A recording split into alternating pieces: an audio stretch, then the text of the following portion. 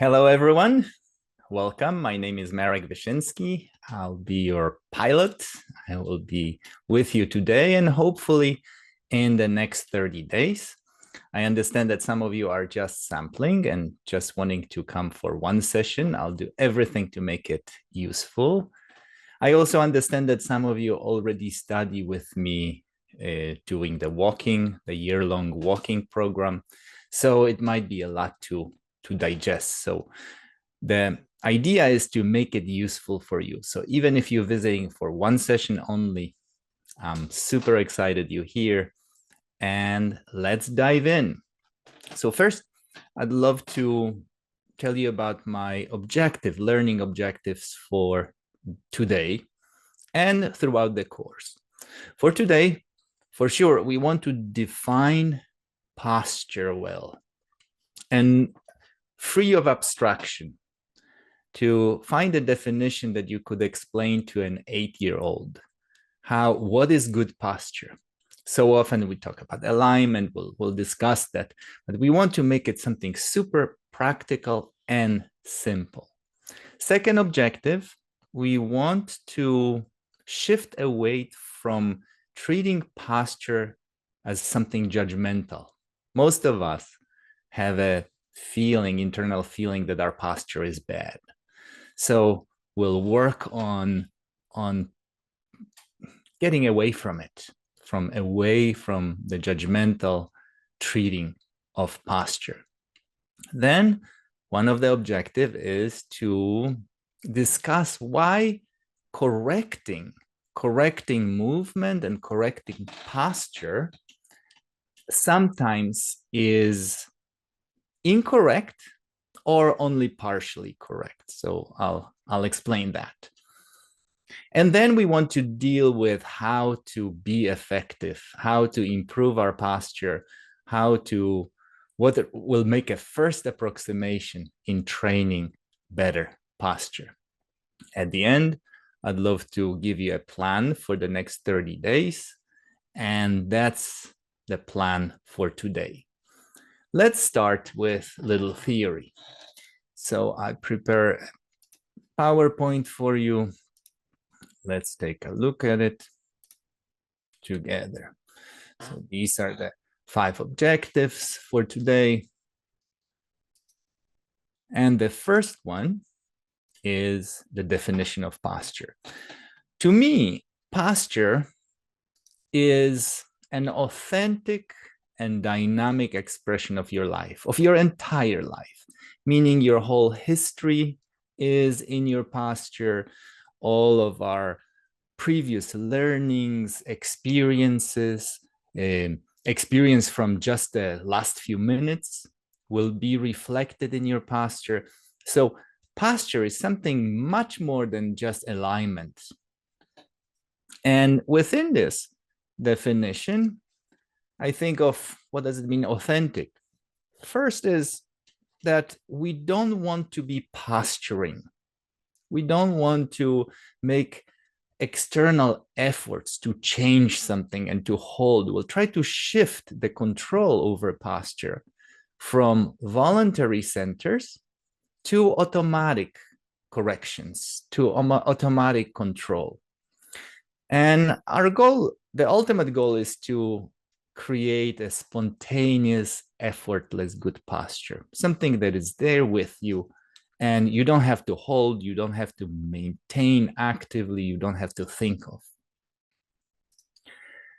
Also dynamic. Posture is dynamics. Often when we think of the posture from, let's say, photograph, we will see our photograph from the side and we'll see, oh, I'm looking awful here, my rounded shoulders, my kyphosis or whatnot. This is a static point of view. Posture is something flowing, something fluid, something that's changing from moment to moment, from second to second. And that's how we want to view it. We want to view it as a dynamic process, almost not like as a thing, but it's a process. Posture is a continuous process that happens from moment to moment. Your posture already, since we started this workshop, has changed probably dozens of times. So that's how we want to view posture. Dr. Feldenkrais had a very interesting definition of posture. This is one of the strikes for me why I converted to this method, why I'm wholeheartedly studying Feldenkrais, and I think I'll do this for the rest of my life. One of those things was his definition of posture. And his definition of posture was that posture is a state which can allow you to initiate movements in any directions, forward, backward, upward, downward, rotating sideways from side to side, in any direction without hesitation or preparation. And this is something you can explain to an 8-year-old. Posture is a place from where you can move. And examine right now, as you're sitting here, examine what's your state from this moment, from this state that you're in. Are you able to move forward, back with the same simplicity, right, left with the same simplicity, turning left, right with the same simplicity? Of course, this is ideal. Ideal posture would allow us to do so. Nobody has an ideal posture. The top Olympic athletes don't have the ideal posture. The best dancers don't have such posture that everything is available readily. But we can all make little bit steps toward achieving such state. So posture as a state from which you can move in any direction. This is a lovely definition. And it will be coming back as we work together, we'll be coming back to really embodying it, feeling it. With it, Dr. Feldenkrais offer a new definition or new, he suggested replacing word posture with acture as that kind of state of potency, that martial artsy state from where you can, we all had these moments, right? You play ball, somebody tossed a ball and you didn't catch it. And then you ask that person, toss me again, now I'm ready.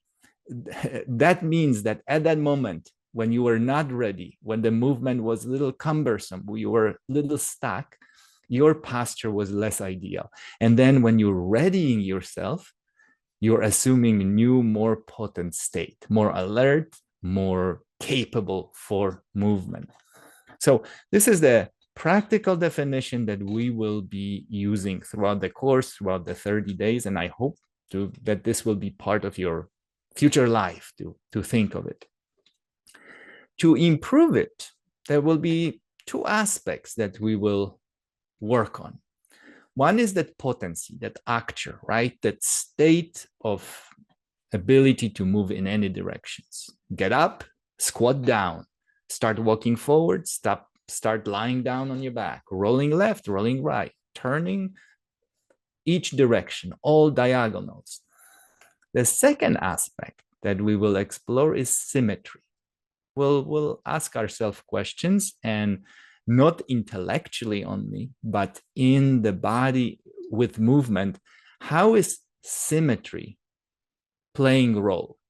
Because there are a few opposite points of view. For some people, posture is symmetry.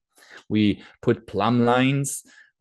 I have in my office a grid. I take photographs of people when they come for the first session. That grid helps me to see if one shoulder is higher, lower, if the head is positioned one way and the other. So symmetry may be important, but symmetry for the sake of symmetry is not right. So, and I would say, if you look at this screen, you can see how irritating this screen is, right? For human eye, when it's full of asymmetrical positions. So symmetry may not be super important in terms of our posture. You don't have to have a perfect spine. For example, most of us have some degree of scoliosis, but there is some element, biological importance of restoring symmetry, right? That feels more quiet than what you experienced just a moment ago watching the screen. Now, I would say there is one more element here, maybe even most important element, that good posture needs to be comfortable. And that's probably number one point.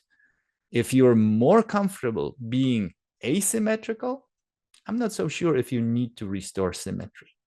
If bringing more symmetry makes you feel, oh, that's nice, that ache or that fatigue is gone, I feel better, go for it. So the symmetry at the service of comfort and potency of that ability to move. Because again, if I make you a little bit more symmetrical and you find that that symmetry gives you access to new places in your body from where you can move, spot on, we're on the right path. But if I'm just obsessing about my shoulders being level, and when I'm making them level, first of all, I feel little tension and holding, which is not comfortable. And the second, it makes me a little stuck. This is not good posture, even if it looks ideal. Even if we take photograph and you say, look how beautiful he stands, and the person is not comfortable or loses mobility, we're not interested in that. So these are the priorities. No pain, comfortable, ability to move in all directions, and the symmetry. Throughout the course, in each of the sessions, we will look at these 5 components. We'll look into carriage of our head, how we hold our head. We'll talk about shoulders, the whole shoulder girdle, shoulder, thorax, your ribs and scapula and collarbones and your shoulders. Then we'll talk about spine in each lesson. We'll talk about the role of your pelvis and hips. And not only talk, but we will be experiencing all of these. And finally, we will look at the role of your feet, ankles, and your knees in posture. Originally, when I was preparing this course, I thought I would make 5 separate classes devoted, each class devoted to that segment. But I changed my mind, and what we're going to do is we're going to include elements. Hopefully in all classes, all 5 elements. In certain classes, there will be more input, more influence of one part, but we will look at these 5 essential areas for posture. So let's talk about this notion of correcting, of us typically trying to improve our posture by pulling our shoulder blades back, or trying to look in the mirror and making our shoulders level, or tucking the chin, or doing something volitional. And why it may help a little bit, but in the long run, it may actually be futile, it may be incorrect, or only partially correct with limited benefit. We need to look at the control. Where is posture controlled in our brain, in our nervous system? So there are 3 centers, at least 3 centers that are involved in your posture. At the top of your brain is your cortex, right? All that, when you look at the picture of the brain, we usually typically see the cortex. And that cortex controls your volitional movements, or movements with awareness. When we do body awareness classes, awareness through movement classes, when I ask you to pay attention, you're moving and you're activating all these neocortex. In a moment, I will show you a beautiful anatomy app, and we'll take a little journey inside our brain. So it will be even more true to what's happening inside our skulls. So coming back, cortex at the very top of the brain. Then we have the brainstem and cerebellum, and these are the parts of the lower, the midbrain part and the lower parts. They are buried deeper inside our head. This is what when you remove cortex and you look underneath. These are the structure that control movement and posture automatically without thinking. When you slip on banana skin, your survival depends on those places. When you carry yourself all day long, not thinking about your posture, that's where posture control is happening. So actually, this is the most robust place. If we could affect that place, if we could shift from the cortex parts to deeper levels, control of better movement and better posture, we're in business. You will love it because you will have a wonderful posture, not needing to think about it at all. Another place that we need to consider when we deal with posture is our emotional brain, which is parts of our limbic system. Because my emotions, for example, my little anxiety or stress now presenting, it is being reflected in my breathing, in my movements, and definitely in my posture. So our emotional life needs to be lined up in order to really affect, really improve, bring the lasting improvement. We need all these three elements to be involved in working. And unfortunately, if you approach posture from the military point of view, like pull it, will it, you're neglecting the lower brain and you're also neglecting your limbic system.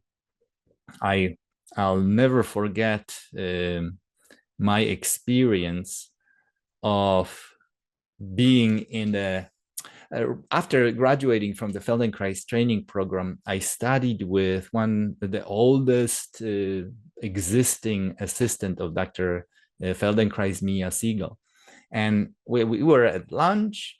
I came back to the gym where we were doing the training, and I'm sitting, just chilling, waiting for the segment to start. And I'm in my slumped position, sitting there. And Mia came back, and I automatically straightened myself and tried to improve. And she came to me and said, Marek, you don't have to do it. We love you. You are a lovable person. This was such a profound moment when I found, like, why am I straightening myself? Why the teacher comes, I need to present myself. I need to show off. Like, this was so pivotal.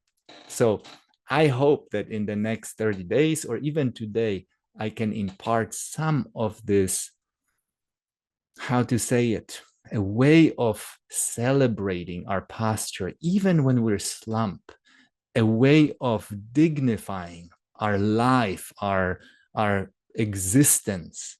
Just like if you have a child, a small child, the last thing you would like to do is like, oh, you pull yourself back. You're not good enough. You should be straight. Pull up, straighten yourself. How are you looking?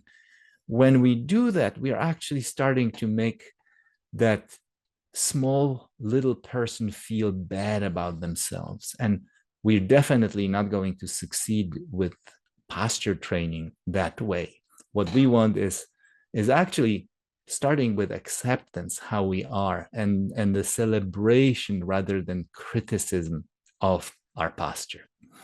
All right, this is the resources that I often use in my work, Complete Anatomy app. You will see how lovely it is. And I often use that book. Today, I actually will not use any slides from the book, so just the Complete Anatomy. So let's take a look at the brain, and then right away, we will start with the training, with actual movements. So here is the anatomy app. You take a look at the nervous system. So this is the skeleton and the nervous system. From the side view, let's remove the skeleton and we'll take a look at our nervous system, and we'll zoom in. You see this mesh of nerves. And I will ask you to keep yourself muted. I will mute you all so we don't pick up noises from you. I just did it. So keep your microphone off. Don't touch it. During the questions and answer session, I'll ask you to unmute yourself. All right, back to the nerves. Look at this dense network of nerves. If we zoom in to our brain and the central nervous system, then let's go down in layers. So we remove some layers, and then we have the brain. We have the cortex. And the important part of the cortex are here. The side, the temporal part. On the side of your brain, if we go one more layer down, we'll see it even better. There you go. Look at this strip. This strip is part of the motor cortex. And that strip right away behind it is your sensory cortex. Basically, this is where you probably have heard us, Feldenkrais practitioners, or maybe you've heard it from other interesting podcasts or films, videos about homunculus, where the image of the body, where the sensory and motor image of the body, that funny looking person with huge lips, big thumbs, big genitals, large thumbs, fingers, huge tongue, and small back, because that in that place is where neural circuitry or real estate devoted to certain parts of the body, toes, knees, the whole body, the map is in here. Then you have, of course, the frontal lobe with all the executive actions, your decisions, your analysis. You have different parts like parietal lobe, visual occipital lobe. You have the temporal part on the side of the skull. So this is the cortex. This is that this is the cognitive parts of the brain, the entire brain. But if we go deeper, if we zoom in, you can start to see parts of the lower parts of the brain, which is cerebellum, very important for all movements, banana skin slipping, for anticipating movement, your brain, the cortex, the top of the brain alarms the cerebellum about what is happening next. And the cerebellum part of this is to foresee what kind of movements will be the most applicable. So super important for the balance, for posture, and from movement. Then, of course, we have brainstem, that whole midbrain area, the midbrain, that we don't have to go too technical into pons and medulla oblongata, but the lower parts of the brain are buried deep. If we zoom in, then we can see that underneath that cortex, we have all these structures, all these interesting structures, part of the cerebellum here. Here you have the pons, which is part of the brain stem. And you can see also how, if we zoom in, if we go a little trip inside our skull, inside our brain, you will see interesting structures. Like, let me show you amygdala that you probably heard about here, which is a little bit almond-like tissue. Here, that's where it's hiding. Our emotional brains, when you're under tremendous stress, when we have fear responses, where we were exposed to some traumas, these places are lit up. They're alerting, they're responsible for strong emotion. And you can see how close they are to tissues like hippocampus, now highlighted in green, which is part of memory centers or learning. the new learning, when you have new experiences, including the Feldenkrais work, when you do move and you experience yourself in learning, you are starting to trigger responses, new changes in those places like hippocampus. So quite intricate structures within the deep brain, including the brainstem, the emotional brain, and the cerebellum responsible for the movements. So this is a brief story about how we need to change not only volitional parts, not only cognitive parts of ourselves, but also train the deeper structures and how emotions play a role, how you see, there is time in lives when we are in some sort of crisis mode and things are falling apart, that you need to be very disciplined and you're fed up and you're making a change with power of will, strong power of will. I'm not saying that we should completely eliminate. Some people's lives were transformed by this very strong-willed force that make them create a change. But this is not only one way of changing. That sometimes it works, but sometimes we actually be very skillful with loving kindness toward yourself, to stop the tendency for self-brutalities, like torturing yourself. Oh, you stupid, you did it again. Look how you do it. You should do this or that. Maybe there is time for self-love and loving kindness. So let's practice this.